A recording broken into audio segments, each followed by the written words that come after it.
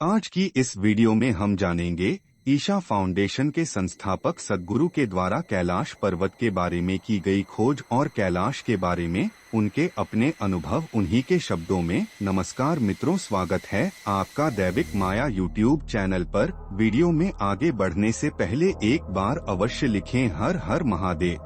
कैलाश के अपने अनुभव और समझ को मैं कभी व्यक्त नहीं कर सकता। मेरे लिए वह इतना बड़ा है कि मैं उसके लिए मरने को तैयार हूँ। मैं बस इतना ही कह सकता हूँ। जब पहले जैन तीर्थंकर ऋषभदेव कैलाश पर्वत आए तो उनका एक ध्येय था।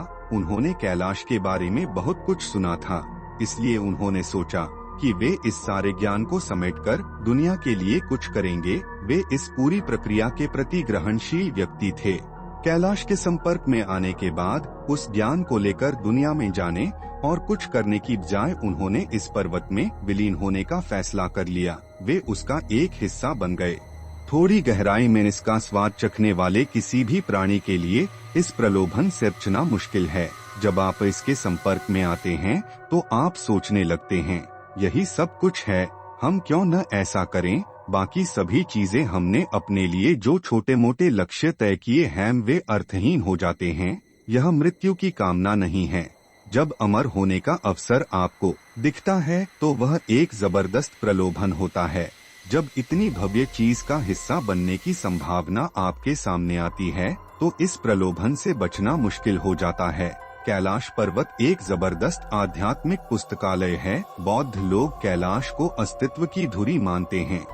सुदूर पूर्वी एशियाई देशों से लेकर भारतीय उपमहाद्वीप और मध्य एशियाई देशों तक हर जगह, यहाँ तक कि मध्य पूर्व जितने दूर के स्थानों में भी कैलाश को सदियों से बहुत पवित्र जगह माना जाता रहा है।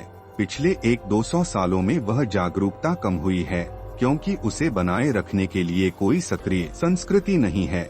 मगर आज भी लोगों के ऐसे छोटे छोटे समूह हैं जो इस बारे में जागरूक हैं। हिंदू जीवन शैली में कैलाश को शिव का निवास कहा जाता है। योगिक संस्कृति में हम शिव को ईश्वर की तरह नहीं देखते, हम उन्हें प्रथम योगी या आदियोगी मानते हैं।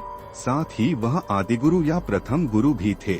उन्होंने सबसे पहले अपने प्रथम 7 शिष्यों, जिन्हें बाद में सप्तऋषि कहा गया, को योगिक विज्ञान का ज्ञान सौंपा। शिव वे महानतम रहस्यवादी या आध्यात्मिक गुरु हैं जिन्हें हम जानते हैं। शिव का निवास कहने का मतलब यह नहीं है कि चट्टानों में खोदने या बादलों में ढूंढने पर वह आपको मिल सकते हैं। इसका मतलब यह है कि वह जो कुछ जानते थे वह कैलाश पर्वत में एक खास ऊर्जा रूप में सुरक्षित है। उन्होंने इस चोटी को अपने ज्ञान की मचान के रूप में चुना। शिव का ज्ञान और क्षमता सब कुछ कैलाश में अब भी जीवंत है, जिसे आप प्राप्त कर सकते हैं। स्वयं शिव से शुरू करके बहुत से महान योगियों ने कैलाश में अपना ज्ञान संरक्षित करने का फैसला किया। ऋषभदेव बौद्ध धर्म के संतों, 2 महानतम बौद्ध गुरुओं अगस्त्य मुनि, नयनमार, सभी ने कैलाश पर्वत को अपना ज्ञान संरक्षित करने के लिए चुना। दुर्भाग्यवश धरती के ज्यादातर रहस्यवादी अगर अपना 1 या 2% काम भी अपने आसपास के लोगों के साथ साझा कर लें तो वे बहुत भाग्यशाली हैं। इसलिए वे हमेशा अपने काम को किसी ऐसी जगह सुरक्षित रख देने का फैसला करते हैं जहां इंसानों की बहुत आवाजाही न हो, मगर साथ ही जो लोग जाना चाहें वे वहां तक पहुंच सकें। कैलाश ऐसी ही जगह है। यह पूरी तरह अगम्य नहीं है, मगर वहां जाना बहुत कठिन है, जिसके कारण बहुत से लोग वहां नहीं जा पाते। भारत में ऐसी कई जगहें हैं। दुर्भाग्यवश बोध की स्पष्टता से जो ज्ञान प्राप्त होता है उसे ग्रहण करने के लिए लोगों को तैयार करना बहुत आसान नहीं है। आप अपने आसपास के लोगों के लिए जो कुछ करते हैं वह बहुत सीमित होता है। इसकी वजह सामाजिक प्रतिबंध और लोगों के सामने आने वाली वैयक्तिक समस्याएं, मनोवैज्ञानिक और भौतिक सीमाएं तथा कर्म के बंधन हैं। 1 या 2 ऐसे लोगों को तैयार करना जो आपके सारे ज्ञान को ग्रहण करने में सक्षम हो बहुत दुर्लभ है। बहुत कम ऐसे भाग्यशाली गुरु हुए हैं। बाकियों को सामाजिक नियमों तथा सीमाओं और लोगों की सीमाओं के दायरे में ही काम करना पड़ता है।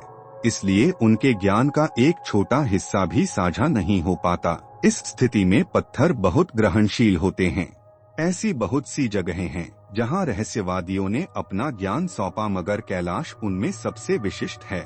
सौंपे गए ज्ञान की मात्रा और विविधता के अर्थ में कैलाश सबसे महत्वपूर्ण है। तीर्थ यात्रा का मूल उद्देश्य उन विश्वासों को थोड़ा कमजोर बनाना है जो आपने अपने बारे में बना रखे हैं।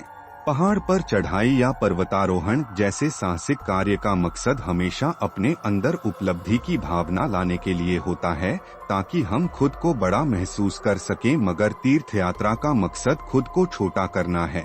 यात्रा के दौरान चलने, पहाड़ों पर चढ़ने और प्रकृति की बेहद मुश्किल परिस्थितियों का सामना करने की प्रक्रिया में हम खुद नगण्य हो जाते हैं। प्राचीन काल में तीर्थ यात्राओं की अधिकतर जगहें ऐसी होती थीं, जहां तक पहुंचने के लिए इंसान को बहुत शारीरिक व मानसिक मेहनत और कठिनाइयों का सामना करना पड़ता था। इस पूरी प्रक्रिया में इंसान खुद को जितना बड़ा समझता है, उससे कम महसूस करने लगता है। आज हमारे सामने ज्यादा आरामदेह स्थितियां हैं। हम हवाई जहाज से जाते हैं, फिर गाड़ी में बैठते हैं और बस थोड़ा बहुत पैदल चलते हैं। मित्रों, आज की ये वीडियो आपको कैसी लगी हमें कमेंट करके अवश्य बताएं। साथ ही वीडियो को एक लाइक, एक शेयर कर चैनल को सब्सक्राइब अवश्य करें।